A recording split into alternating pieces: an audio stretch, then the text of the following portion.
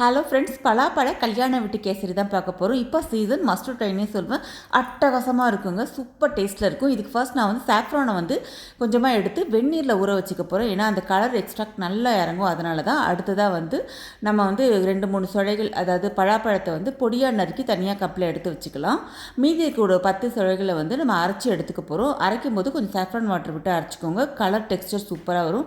இப்போது கடாயில் கொஞ்சம் தாராளமாகவே நெய் விட்டுக்கோங்க. இதில் வந்து முந்திரி, உங்கள் நட்ஸ் என்னென்ன வேணுமோ அதெல்லாம் வறுத்து எடுத்துக்கலாம். நம்ம கட் பண்ணி வச்சுருக்கக்கூடிய பலாப்பழ துண்டுகளையும் சேர்த்து நல்லா வதக்கி எடுத்துகிட்டு கொஞ்சமாக கிஸ்மிஸ், காஞ்ச திராட்சையும் சேர்த்து நல்லா பொரிச்சதுக்கப்புறமா எடுத்து தனியாக ஒரு பவுலில் வச்சுக்கலாம். அதே கடாயில் மீதி இருக்கிற நெய்யில் 1 கப் போல் வறுத்த ரவை, நம்ம ரவை வறுக்க போகிறோம். வறுத்த ரவை, வறுக்காத ரவை எதுவாக இருந்தாலும் நீங்கள் ஒரு வாட்டி வறுத்துக்கோங்க.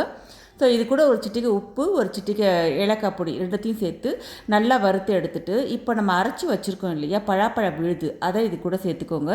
மிக்ஸி ஜாரை பால் விட்டு கழுவி அந்த தண்ணி இது கூட சேர்த்துக்கலாம். இப்போது சாஃப்ரான் வாட்டரையும் இது கூட சேர்த்துக்க போகிறோம்.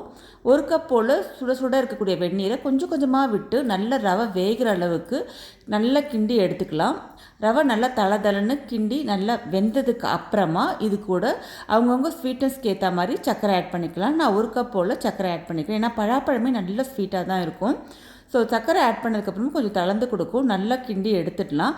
இப்போது நம்ம நெய்யில் வதக்கி வச்சுருக்கக்கூடிய பழாப்பழ துண்டுகள், முந்திரி, திராட்சை எல்லாத்தையுமே இது கூட சேர்த்து கிண்டிக்கலாம். அவ்வளோதான், நம்மளோட அட்டகாசமான பழாப்பழ கேசரி சூப்பராக ரெடி ஆகிடுச்சு. கல்யாண வீட்டு ஸ்டைலில் இருக்கும். இது மஸ்ட் ட்ரைனே சொல்வேன். இதே மெத்தட் நீங்களும் ட்ரை பண்ணுங்கள் ஃப்ரெண்ட்ஸ். தேங்க்ஸ் ஃபார் வாட்சிங்.